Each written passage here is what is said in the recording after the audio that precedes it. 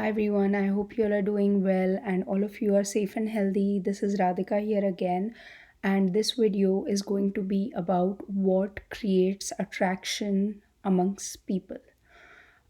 So, this video is mostly like a brain dump of my own experiences, of experiences of the people I have seen around me, along with some YouTube videos I have seen on the topic of attraction, on the topic of love, on the topic of what creates love, what is love, psychology of love, etc. So I'm just kind of compressing all of it and putting it in this video in an attempt that when you see this video, it might resonate with you and you might be able to pick up on finer details when the next time you find yourself attracted to someone. um, maybe that person is a narcissist or a non-narcissist or a balanced person or a flying monkey, whatever category you want to put them in, but it's just like an overall um, filter or algorithm, or basically you can understand it better with this method. So the first thing that creates, oh yeah, and also let me tell you what I mean by attraction. So attraction is not love. Love in its by itself is a big topic, but let's think of, in this video what I'm discussing is very basic attraction. Like I see someone, I like them, and something about them is intriguing to me. It's not real love per se, it's just attractive. And on the same wavelength is repulsion. You know, when you feel attracted to someone, you could also feel repulsed by someone, and usually it's the same thing. So if you really feel repulsed by someone, what it means is, in some, you are hating on them because you are hating some aspect within yourself that reminds you, that person reminds you of. So think of it this way: to a fully enlightened person, or to a person who has integrated all parts of themselves, nothing is attractive and nothing is repulsive. Everything is just okay.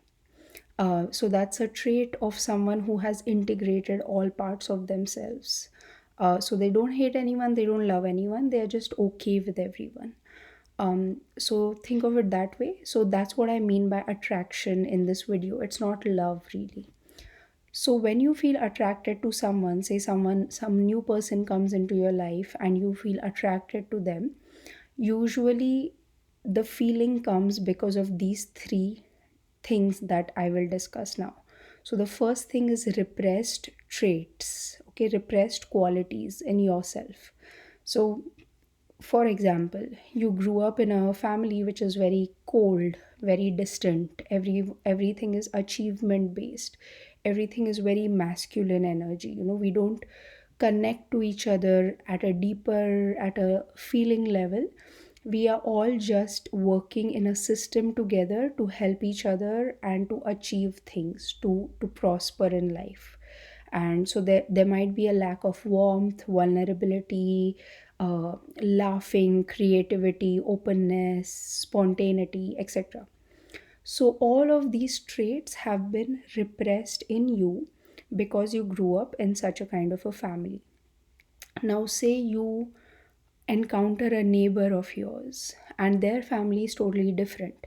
It's very open, it's very warm, they don't have a set schedule, they are very okay with skipping school sometimes, you know. So their like the neighbor that you have, like the neighbor boy or the girl, they encapsulate like all of these qualities of creativity, openness, randomness, spontaneity, etc. So, what happens is, when you meet this neighbor of yours, you will feel at a certain level an attraction towards that, because it is something that is unknown to you. You haven't had a lifestyle which is open, which is free, which is vulnerable, etc. So, that first thing creates attraction. So, whatever you have repressed, you get attracted to. So, for example, in the neighbor's case, because his or her family is very open, they don't have a structure, they don't have a routine, They don't know when the dinner will be ready. But when they see that in your home dinner is always served at 7:30 and it's there on the table, and you are eating well, maybe you guys are very health conscious, very nutrition conscious, that might be an attractive quality to the neighbor. So it's kind of this that creates an attraction, because as human beings we all always want to become whole, we want to become complete, we want to take on more and more qualities until we have reached like a balance within ourselves where we feel like every part of us is now integrated, and then we lose interest to a certain degree in the outer world. That is what they call detachment. To become detached is to actually become totally integrated within yourself. So that's the first thing, that is repressed traits. The second one is kind of similar to repressed traits, which is unmet needs. So whatever you have repressed, right, is being expressed in the other person. And so this has been an unmet need of yours until you meet that person. So you might not consciously know this. When you are growing up in your family, uh, you might be very aware consciously of the things that you lack, or sometimes you might not be. You might feel that, oh, my family is fine, I'm happy. Sometimes we feel we are happy until we see something else outside, and then we realize actually I wasn't happy. I was just living my life because I thought this is all there is to it. So, when someone is kind of expressing those unmet needs, like for example, this neighbor might be the neighbor from the warm, open family, might be extremely supportive, very open, very accepting, very, playful, very creative, etc. So this neighbor A might crave that, and the other neighbor might crave things like a routine, a direction in life, some motivation in life, some goals in life, etc. So that neighbor might find these to be their unmet needs. Like they were like the wind, they didn't know in which direction they were going, but this other person knows what they want in life. So that might be very attractive, and that might have been an unmet need, that I didn't have a plan for my life. But now when I see this person, I find like this plan that they have for their life, and I feel motivated or encouraged or inspired by that. So that's the second part. All your unmet needs can be satisfied by that person whom you're attracted to. Then the third thing is you also need a particular subconscious comfort zone, okay, in the other neighbor.